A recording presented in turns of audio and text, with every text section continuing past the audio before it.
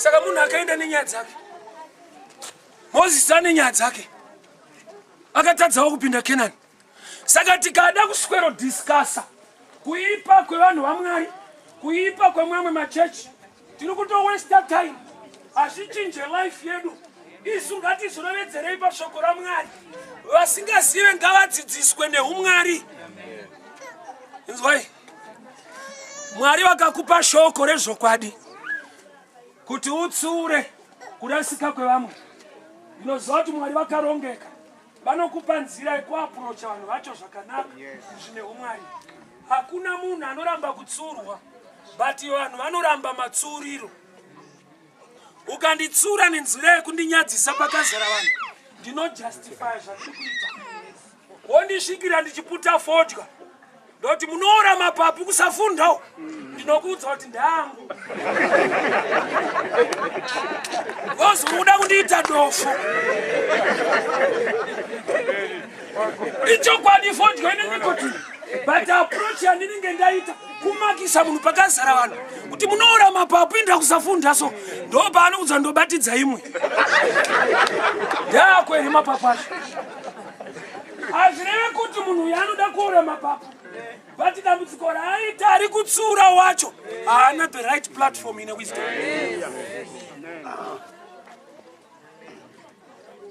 Mambo anonzi David akambotora mukadzi wemunhu zvikasafadza Mwari, atora Bhetishi. Mwari ndokubva atuma muprofita anonzi Nathani. Nathani haana kuenda pachivanze pakazara vanhu kuti muri kutongwa nemhombwe. Mwari vatonditaurira David ane mukadzi wemunhu mumba. Shuwa guta rese Jerusalema kutongwa nepfambi. Haana kudaro. Nyaya iyi yakava personal. Akano approach the king na wisdom. Akapa mufundi munhu waMwari senyaya kuti pane murume ava nemombe nemakwai akawanda, akasvikirwa nevaenzi, ndokubva abaya gwai remumwe munhu aiva negwai rimwe chete. David akaviruka nehasha, zvikanzi munhu akadaro mudunhu mangu ngaabude, ngaafe. Nathani ndokubva ati munhu wacho ndimi.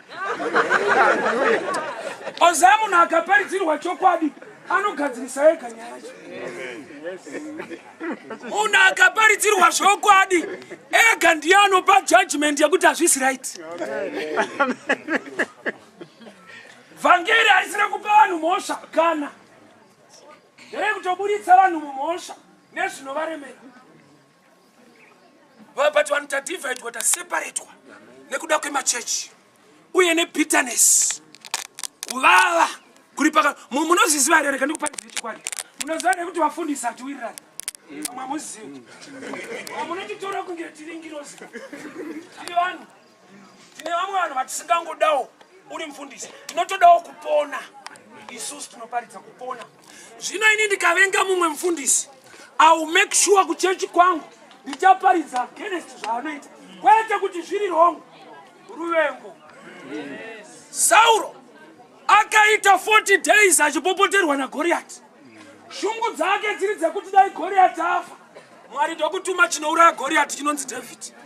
David apedza kuuraya Goriati, Bhaibheri rinobuda pachena richiti Sauro ndokudzingirira David. Saka mubvunzo ndeuyu, zvoreva here kuti Sauro anowirirana naGoriati? Kwete. Sauro aida kutourayawo Goriati, but Mwari ndokuunza mudiki anouraya, ndokubatwa nejelasi kwete kuti anoda Goliath.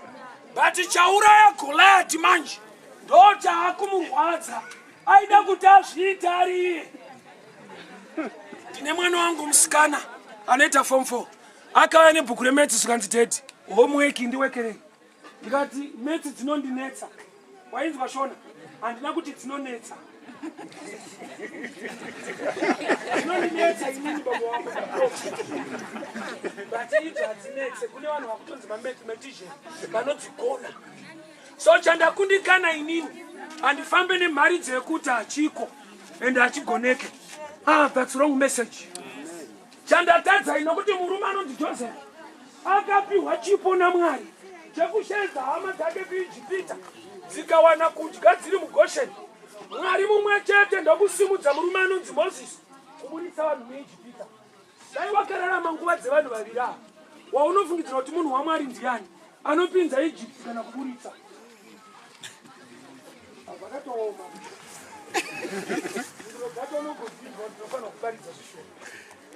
Joseph anopinza vanhu Ijipita, Moses anoburitsa.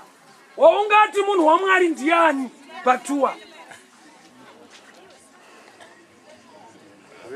Kusiyana kwemhinduro ndokunoita kuti ndiparidze manje. Handi Mwari kuti Joseph, Mwari kuti Moses. Joseph akatumwa naMwari, Moses akatumwa naMwari. Saka Mwari vakasiyanisa nguva dzavakararama nokuti zvavakadanirwa zvinopikisana. Mwari wedu ndiMwari weodha akarongeka. Ndiye Mwari waJosefa, ndiye Mwari waMoses. Mwari paakashanda naSamson, Samson waibvarura shumba. Paakashanda naDaniel, Daniel anga asingabvarure shumba, aingozorora mushumba. Waunoona unge munhu waMwari ndiani? Wakupindura mushimwe. Shadrach, Meshach, Abednego, moto wakaveswa, vakapinda mauri. Murume anonzi Loti akanzi tiza unotsva. Munhu waMwari ndeupi pano? Wakupinda mumoto ere kana kuti wakutiza? Ndichine basa rakaniparidza.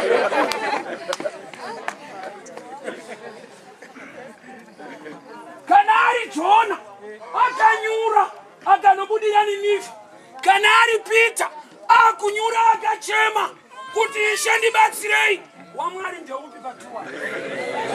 Anonyura ere kana kuti anosingade kunyura?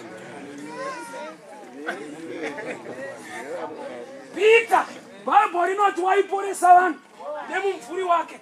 Ndiye ega akadaro. Vamwe vadzidza vanobvira vapiwa chipo ichocho